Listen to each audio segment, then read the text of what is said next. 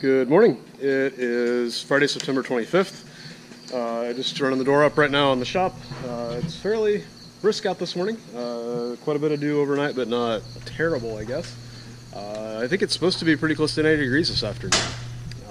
Still not 100% sure if we're going to try to run some corn first or go straight into beans. Neighbor tried some beans yesterday and they were still over 14 at that point. And I think his might be a little ahead of mine in general also. I don't know. Anyway, I've still got a few things on the to-do list. So I'm going to get the auger put up on the little bin. Since it has a storator, the lid on it is about 4 feet wide and is kind of like a kite, so kind of try to do it early in the morning before the wind comes up. I got the truck mostly ready to go last night. I still need to check tires and probably need to check the transmission oil, but the truck is sort of sloped away towards the plug that you check with, so I figured oil was going to come rushing out. So probably I'm going to try to do that in a little different spot later. I don't see any signs of it leaking, so I think it's pretty okay. I think trailer's ready to go, other than I need a screw on that light on the other side, which Dad's going to grab in town and bring out here after a bit.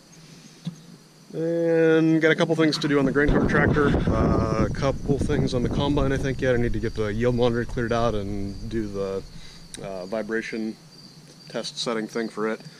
But things are moving forward. I think we might harvest something today. Like I said, not sure what yet, but we're getting close. I don't know if all farms work this way, but around here, everything has a process. A lot of them involve some form of recycled lumber and or scrap metal. But if you've ever been in business with family, you know you pick your battles. So the first swing hopper that's been on the farmstead was the one that I bought a year ago. And basically what that means is when we're setting up the auger for this drying bin, we have a particular spot in the driveway where the bottom end of the auger goes, and then some metal pieces that we kind of cover that up with, so that we can basically just dump on top of the metal and then shovel anything extra into the auger when we're done. So this is the spot. There should be some plastic underneath, which that's the start of, I think. So I'm gonna dig this out, get the plastic pulled up, get the hole empty, and then we'll pull the auger around and get it cranked up, because this also is a manual crank auger, which means that I'm gonna get some workout today.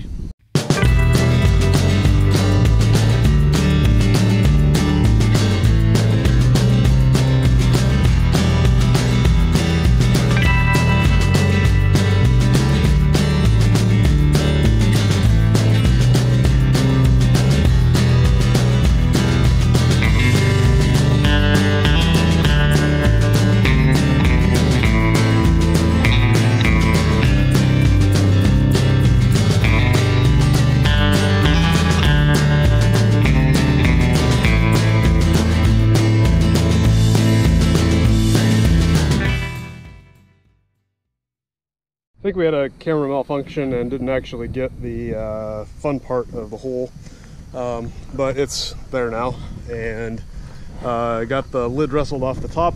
So I've got our diesel suppliers here filling up the barrel, and as soon as they get finished and get out of here, then I'm going to put the auger up. I don't want to block the driveway. Actually, I have two driveways here, but just for the sake of not throwing a wrench in anyone's plans, we'll hold off for a couple minutes.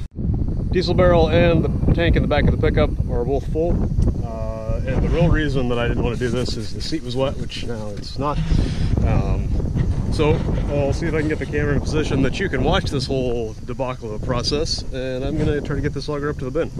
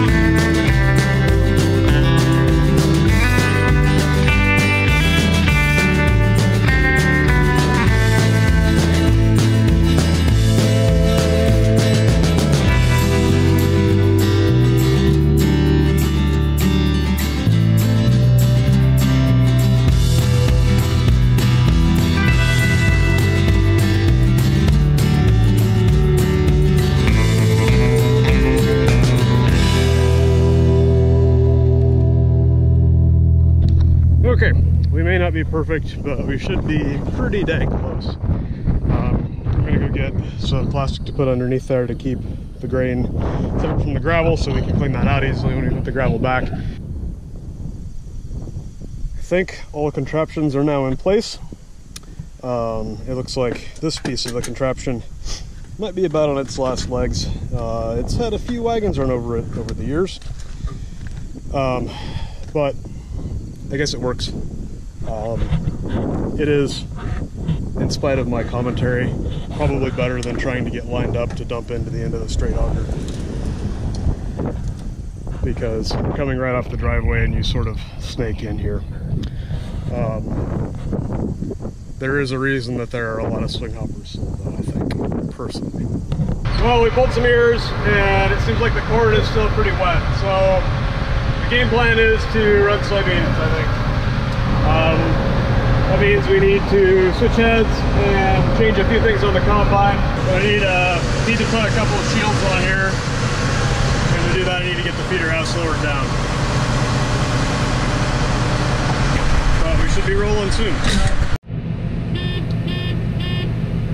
This is the first load of soybeans for 2020 harvest, first load of anything for 2020 harvest, actually. Going onto the grain cart right now. Got started probably 3 o'clock maybe. It's about nearing 4 o'clock now. There's some spots that are a little green, but hopefully we can get them mixed in well enough that it won't be too big of a deal. But we are running them on the cart so that we can mix them in with some more beans from the middle of the field, because most of the green stuff is probably going to be on the edges. You can see a few green pods and some lima beans and such in there, but a lot of the stuff is around 12% on the monitor. Some, I think, was even high 11s, which usually as beans are drying down, the elevator will read a little higher than the moisture sensor on this. But I think they're probably under 13 on the whole, or on the average, as long as we don't let them sit too long and have all those green, the moisture from those green beans soak into everything else. But it looks like we're just about unloaded. So this also was the final test for the new augers in the floor. They seem to work. I'm just finishing up my last headland pass on this end of the field. So we'll do 3 passes, so we have 60 feet to be able to turn the combine around on the edges. So on the right side of the grass waterway right over here is 3.0 maturity bean, or a group 3.0 soybean. If you're not familiar with soybean growth, basically the different varieties are classified by the groups, which is the length of season of bean, and that's determined by day length essentially. So as the days start getting shorter, the beans will shut down and mature. So at a given latitude, basically a larger number would be a longer season soybean.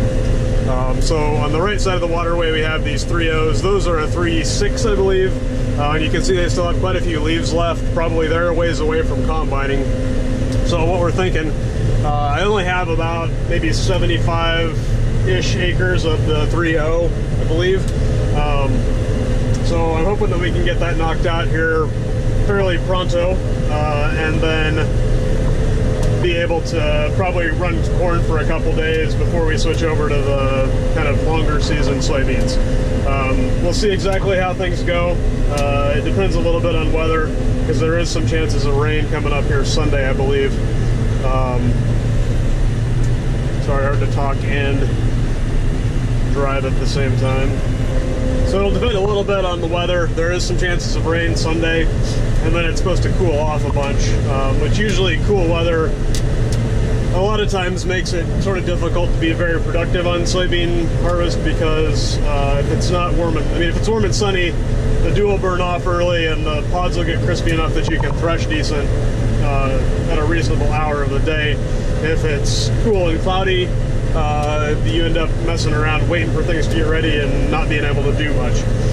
So since it's nice and sunny and warm right now, and it seems like we have soybeans ready and corn that's still a little wetter than we would like it to be, this seemed like probably the way to go, even though we do have a few green pods and some lima beans a little bit. But I think especially once we get out into the middle of the field, I think there's going to be a lot less of that. So hopefully the wetter stuff will be able to blend in and not cost us anything in dock, or cost us much in dock at least. It's a little after 6 o'clock and we are combining along pretty smoothly so far. Yield is not spectacular, but I was kind of not expecting it to be on these shorter season ones just because they were starting to turn already when we caught the rains. So I don't think they had the moisture that they really needed for pod fill. A lot of the beans are very tiny, or there were flat spots in the pods where they aborted soybeans. But so far so good operationally. Hopefully all the stuff that I found broke the last couple weeks will make it smooth sailing for the actual combining. I hope. I doubt if I'll get that lucky, but I'll hope. It's about 7:30 and we're putting the last partial load on the cart. I don't know if the pods are getting tough exactly yet, but it's definitely getting damp on the ground and stuff's pushing. So I think we're going to stop while we're ahead. I've had the stuff ball up and hit the slip clutch on the header a couple times, partly because I have a contact lens that's bugging the heck out of me right now, and probably mostly driving with one eye. Anyway, we got something done. We didn't break anything, I don't think, today. So that's a win.